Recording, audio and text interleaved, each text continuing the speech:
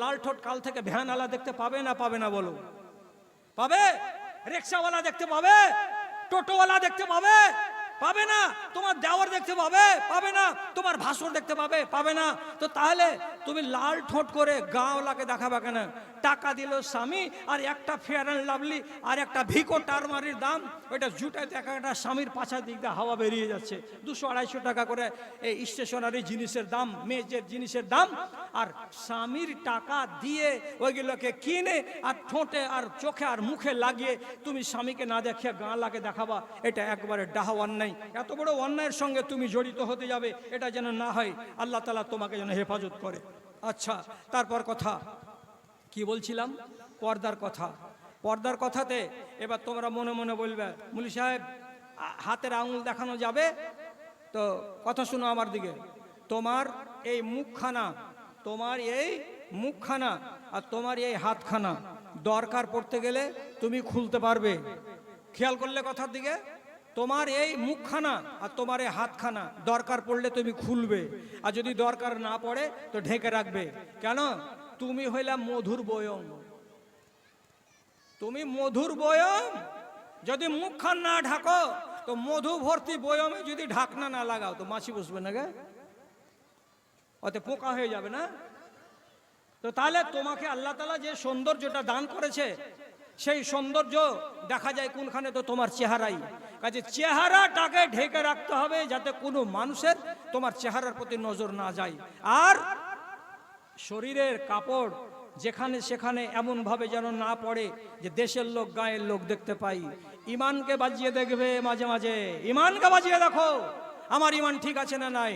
আমি তোমাকে একটা হাদিস বলছি। একটা মেয়ে ছেলে রাসূলুল্লাহর কাছে এসে বলছে, আল্লাহ পাকের রাসূল ইন্নী উসরাউ। আচ্ছা, ওই ছেলেটা আপনার ভাতিজাটা আছে, ওকে ডাকেন, পাঠিয়ে দেন গেটের কাছে। হ্যাঁ বলিও। হ্যাঁ, কি বলছে? আল্লাহ রসুল, আমার মাঝে মাঝে আমি জমিনে আছাড় খেয়ে পড়ে যাই, আমার জ্ঞান হারিয়ে যায়। মানে মির্গি, মির্গি আমার জ্ঞান হারিয়ে যায়। আর আমি যখন বেহুশ হয়ে পড়ে যাই তখন আমার গায়ের কাপড়গুলো ঠিক ঠিকানা থাকে না, মাথা খুলে যায়, পেট খুলে যায়, পিঠ খুলে যায়। আপনি একটু দোয়া করে দেন আল্লাহ পাকের রাসূল। দেখো ইমানটাকে বাঁচাবার জন্য এই মেয়ে ছেলেটি কত যত্নবান, যে আমি পড়ে যাচ্ছি তাতে আমার কি হচ্ছে? মাথার কাপড় খুলে যাচ্ছে, পেট খুলে যাচ্ছে, পিঠ দেখা যাচ্ছে, তো আমার ঈমান নষ্ট হয়ে যাচ্ছে।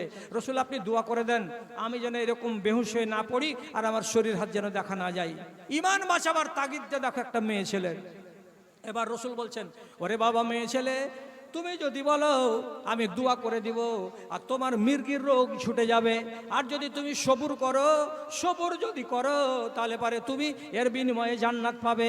তখন মেয়ে ছেলেটি বলছে, আল্লাহ রসুল আমি সবুর করে নিব ঠিক আছে, কিন্তু কিন্তু আমি যে আমার শরীরের কাপড় যে খুলে যায় এটার কি হবে? তখন রাসূলুল্লাহ দোয়া করে দিয়ে বলছেন, আয় আল্লাহ এই মেয়ে ছেলেটি যেন শরীরের কাপড়গুলো খুলে না যায়, আর এই মেয়ে ছেলেটির শরীর খুলে যাওয়ার কারণে তার ঈমান যেন নষ্ট না হয়ে যায়। এ কথাটা রাসূলুল্লাহ দোয়া করে দিলেন। তাহলে তোমার ঈমানকে তোমাকে মাঝে মাঝে বাজিয়ে বাজিয়ে দেখতে হবে। কি ভুল করেছো জীবনে? কি ভুল করেছো? যে নামাজ পড়িনি মুলি সাহেব, 10 বছর এখন নামাজ ধরেছি, তো বাকি দিন নামাজের কি হবে তোমার? বাকি যে নমাজ ছুটে গেছে তার কি করবে? কথা শোনো আমার কাছে, সুন্নাত নমাজ বাড়িয়ে দাও, সুন্নাত নমাজ বাড়িয়ে দাও। প্রত্যেক জোহরের টাইমে জোহরের নমাজ পড়ার পরে যদি 2 রাকাত পারো তো 2 রাকাত, যদি আসরের নমাজের আগে যদি পারো তো 2 রাকাত, পারো তো 4 রাকাত, মাগরিবে আর এশাতে আর ফজরে যত পারো সুন্নাত নমাজকে বাড়িয়ে দাও। কিয়ামতের দিন তোমার নমাজ যত ছাড়া পড়েছে, মেকআপ যদি নাই তো কিসে নিবে? এই সুন্নাত নমাজে তোমার এগুলো মেকআপ নিবে।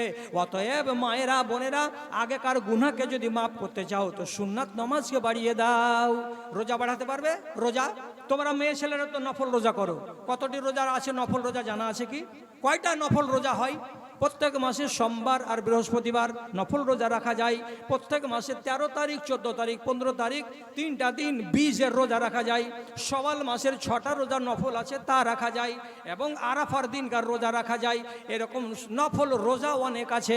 মা খালারা, তোমরা যদি তোমাদের যৌবনকালে গুনাহ খাতা করে থাকো তাহলে বেশি বেশি করে নফল রোজা রাখো, আল্লাহ তাআলা তোমাদের গুনাহ খাতাকে মাফ করবেন। ওয়াজ চলবে, ওয়াজ চলবে, কিন্তু তার আগে আমি একটা কথা বলে দিচ্ছি। 10টা খালা আর 10টা আমার বোন এমন আমি দেখতে চাইছি যারা সুখে সংসারে আছে তারা যেন 500 টাকা করে নিজের মা আর বাপ অথবা স্বামীর নামে আমার হাতে এখানে এসে দিয়ে যায়। এক। আর 2 নম্বর কথা, নফল রোজা কত রকমের আছে এটা যদি শিখতে হয়, নফল রোজার সওয়াব কত এটা যদি জানতে হয়, তাহলে আজকে তোমাকে জিলেবি খেতে হবে না। এই গেটের কাছ দিয়ে যখন তুমি যাবে তখন দেখতে পাবে ওইখানে একটা ছেলে দাঁড়িয়ে আছে একটা কিতাব নিয়ে। কিতাবটার নাম হলো জান্নাতের একটি ভিআইপি গেট, রাইয়ান। রাইয়ান দরজা দিয়ে যারা রোজাদার তারা জান্নাতে যাবে। 100 পাতার এতখানি মোটা বই, কোরআন হাদিস দিয়ে সাজিয়ে লেখা আছে শুধু মা বোনদের জন্য, শুধু মা বোনদের জন্য। 30টা টাকা খরচ করে বইটা নিয়ে বাড়ি যাবে, তোমার অনেক ইলম বাড়বে, তোমার অনেক জ্ঞান বাড়বে। আজকে 3 পয়সার জিলেবি না নিয়ে একখানা কিতাব হাতে করে যাবে, মেন গেটের কাছে যাবে তো বইখানাকে পাওয়া যাবে, একখানা করে নিয়ে যেও। আল্লাহ যেন তোমাকে তৌফিক দেয়। এবার বলছি, মেয়ে ছেলেটি নিজের ইমানকে বাজিয়ে বাজিয়ে দেখলো যে আমার ইমানটা ঠিক যেন থাকে। তোমাকেও নিজের ইমান বাজিয়ে দেখতে হবে। যদি কোনো যৌবনকালে ভুল হয়ে থাকে তার জন্য গুনাহ খাতা মাপ চাইতে হবে। কি করে মাপ চাইব? কেমন করে মাপ চাইব?